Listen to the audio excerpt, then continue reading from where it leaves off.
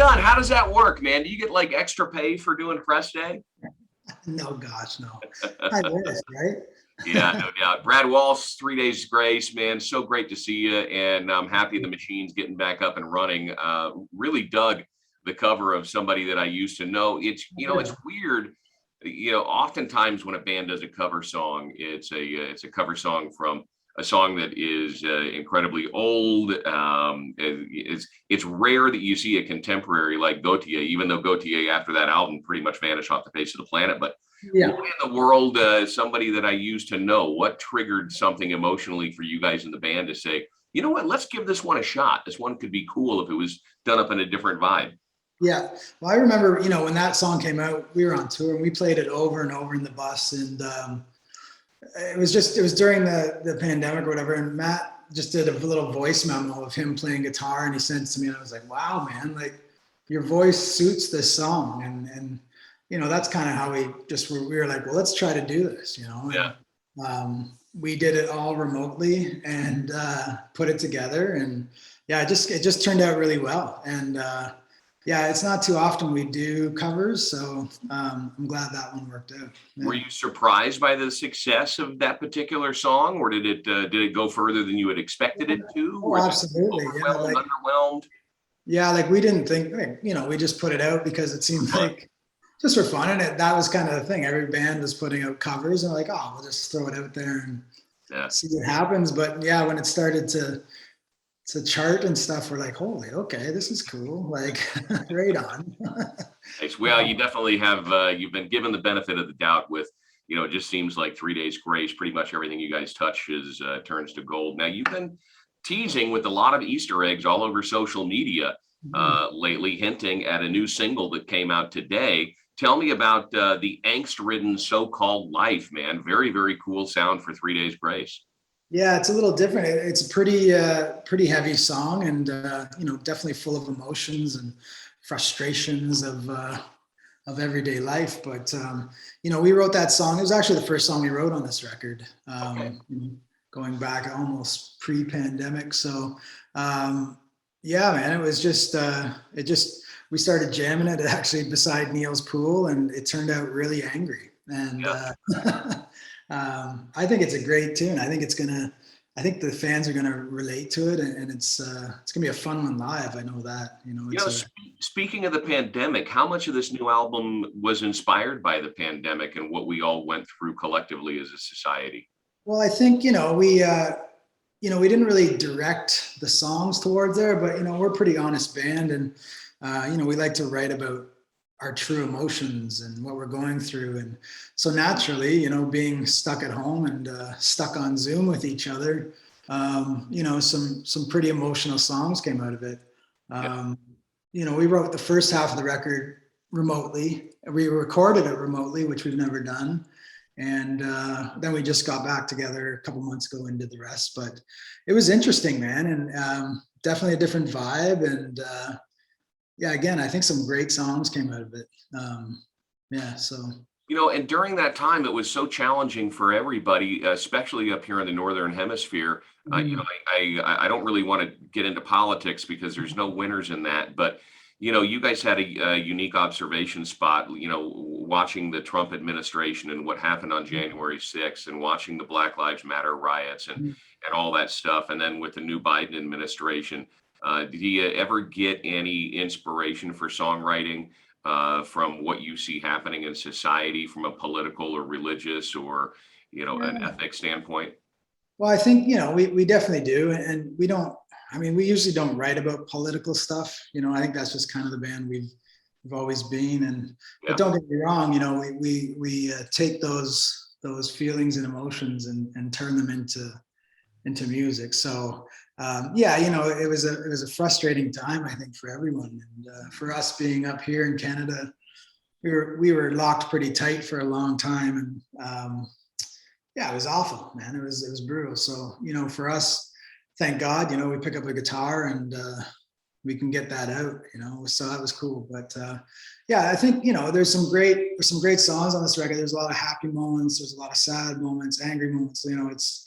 It's definitely covers a lot of ground. So, and let's talk a little bit about that. In the past, you've noted some interesting influences such as Lana Del Rey and Bring Me the Horizon. How much of these subgenres, from a music textural standpoint, will we hear on the new album? I don't know if you're going to be like Bring Me the Horizon. I've been fascinated with their ability to blend EDM with rock and metal and metalcore and screamo and bring out, you know, kind of the musicality, the melody lines that are underneath things.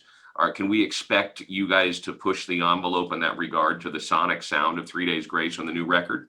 Yeah, we Bring Me the Horizon, by the way, is definitely one of our favorite new bands. Yeah. I think you nailed it. You know, they're doing things that, you know, no one else has done in the rock world. And, you know, we definitely try to introduce new sounds every record. And, you know, I think one of our songs, we put some slide on there, some pedal steel.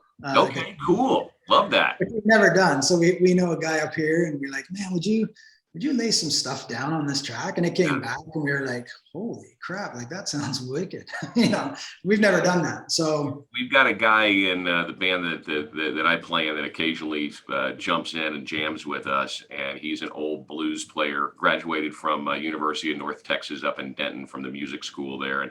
And he plays pedal steel guitar, and it is one of the most complicated instruments I think I've ever seen in my entire life. And this guy just nails it. It adds so much to the overall sound as far as coloring and really cool stuff.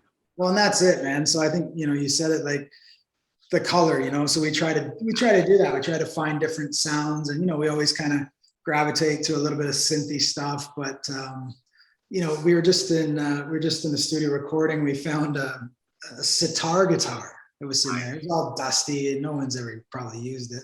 Yeah. We picked it up and like, man, this could be cool. So we put it in one of our tracks, and it's a great tone, you know, it's like a sitar, stuff like that. So I think, you know, just finding different textures to make shapes, you know, I think that's important on every record to do something different.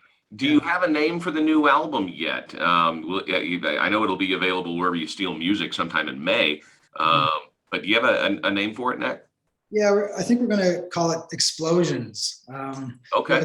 We have a song called Explosions on the record. It's one of my favorites, and you know, I think we're going to gravitate towards that. I don't know if that's a secret or not, but yeah. Okay, cool. It is. It's not anymore. Oops. Hey, tell me, and you hinted about it earlier, and I'm hearing this from a lot of bands talking recently who have done something different on their new releases coming out, you know, after 2021 and beyond. Some releases that are still in the on the shelf, but writing and recording remotely. Anything else that you guys did that was a first ever on this new album from 3 Days Grace that you've never done before?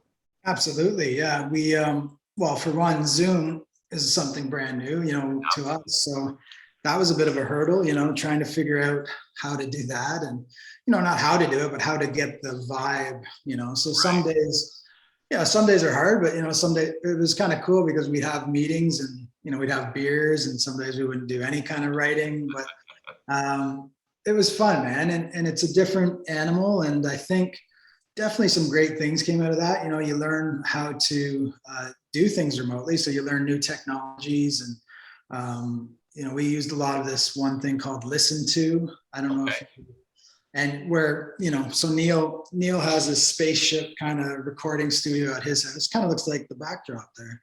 All right, I'm writing that down. Listen To. Okay. Yeah. Anyways, so yeah, we could listen to anything that he has up in Pro Tools. So it's pretty cool that you can come up with ideas, send them, put them in, and everyone can hear them live. So stuff like that. And it was, I never knew anything existed like that. So yeah. And recording, we did the first 6 songs we did remotely. So obviously we did a demo, and then everybody went to separate studios and recorded. And I think I was the last one. So I heard, you know, I would hear everything for the first time, and I'd just be like, oh, okay, that's different. I don't remember that part, but let's jam with it. And so that was different. It was weird. You know, we had everybody on Zoom, but it was just not, I don't know. It was weird. Yeah. You got some East Coast shows, I know, with Godsmack coming up. Tell me about your relationship with Sully Erna and those bad boys from Boston. Yeah, we've done a lot of shows with them, and great band. Yeah, we love playing with them. They're good guys. So You it's gonna ever be fun. any thoughts about ever, working on some co-writes with Godsmack? No, but that would be great. I mean, they're solid dudes, and I think they just moved to Florida or something. You might be right. I Yeah. think I think I heard that, but Um, smart. I Yeah. would imagine that early on in your career, it was easier to feel like an outsider. Mhm. Perhaps part of a counterculture thing, but I mean, you really are mainstream today as far as 3 Days Grace is concerned. One of the most listened to new rock bands or rock bands on Spotify and a lot of the streaming platforms. What keeps you inspired and angry when you have so much to be thankful for? You talk about, writing the new single so-called Life around the pool, Yeah. that probably would not have happened in the early days of 3 Days Grace when you're No. trucking around the US in a van.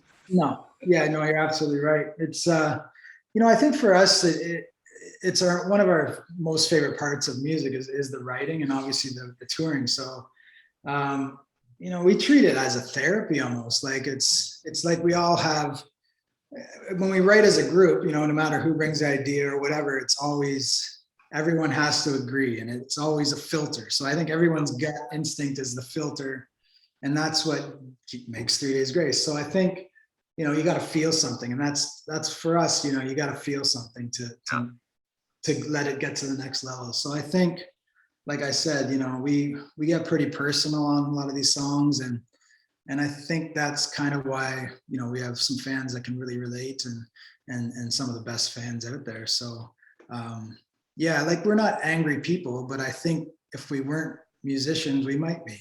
Yeah. Huh. Interesting. Right. Interesting. You And again, going with that train of thought, with all the success that you guys have had as a band and a company and a brand, how do you gauge success today? I mean, could it be a catch-22 of something where you think, look, we're going to be able to do such and such, and this next single is going to go number one and stay there for 16 weeks, but it only goes up there for 4 or 5 weeks, and then you yeah. beat yourself up over it. I mean, yeah, how do you gauge that now and at being a global entity? Yeah, no, I know, I hear you. That's a tough question because I don't know. I don't think we ever like look back. So for us, we just kind of keep moving forward. And it's funny because our old producer Gavin Brown came here, it'll be a couple years ago now, but he came to my house and he's like, "You did all this by playing 4 strings," and he's looking around and I'm like, "Man, you're right. Like this is pretty cool," So I don't think we really ever. I haven't really sat down to think about that stuff yet. And I think when we do, it'll blow our minds of what we've accomplished. But for me right now, I want to play as many countries as I can. I was going to say, you got a big map behind there. Yeah, well, I'm in my pool room here, my Oh, billiards. nice. Very cool. I love it. But that's I put that up for my boys to look at the world, and we're gonna pin all the places we've been, and I think What that's. place do you still have that you haven't crossed off the map back there? I'm sure there's more than a few, right? I'd like to get down into like Indonesia. Yeah. China is now having some shows, so that would be cool. Yeah. We've done Russia about 5 times. We've done all this. Maybe South Africa. I don't know. Okay. But you know what I mean? Like, so I think we've done the US and Canada. But, I think opening up new horizons that way, that's a good gauge of like, oh man, wow, Yeah. Yeah. Right on. Brad, it's been wonderful speaking with you, man. And I know you have a lot of these that you're doing. Before we wrap things up, I always love to give props to new bands. And I'm curious, is there a new band that you've discovered since lockdown that perhaps the rock community should have on their radar that I can dig into? Because I'm always about discovering new music. And it might be a tough question. I'm sure there's been a lot that you've come across, but is there one that really sticks out? It is a tough question, man. And I don't, what's funny is this whole pandemic, I haven't really listened to the radio that much. Okay. I have listened to the radio, but I listen to a lot of classic rock again. Yeah. And I haven't listened to classic rock in years and years and years. And now I'm like, I don't know, I'm back at it. And that's kind of how I grew up. Okay. yeah, there is a lot of great bands out there. I think, I was listening to the radio the other day, and Ice Nine Kills came on. And I saw today that we're touring with them. They have some shows on the same date, so I'm interested to see them. And they've got some cool songs. Like they very interesting. So, is there anybody on the planet that can jump into the camp of Ian Thornley and say, "Hey, Big Rec, why don't you try taking another swing at touring down in the States with us? Let's throw you out in front of a big audience, and you guys headlining and Big Rec open." Can we make that happen, Brad? They're doing shows up here, like, and they're still rocking and sound. Ian still. Oh man, their stuff is amazing. I love that band, and he's a genius when it comes to guitar. Man, I've never seen a better guitar player. So, well, if you're not familiar with him, and if you have a pen and a piece of paper handy, write down Don Brocco. Are you familiar with Don Brocco? Yeah, I have listened to a little bit. Yeah, that's cool. That's interesting. That's and that Bring Me the Horizon kind of British rock vein. But who came first? Did they come first? That's a great question. I've noticed Don sharing the stage at a lot of Bring Me the Horizon shows over across the pond. But I'm not. I would suspect that probably Bring Me the Horizon, because they've been around for so long. You can do some digging on Bring Me the Horizon and find some early stuff from 20 or some odd years ago. I would guess that they probably were there first and Don Brocco followed them, but I don't know for sure. They're cool for sure. Right now we're mixing with the same mixer that they use.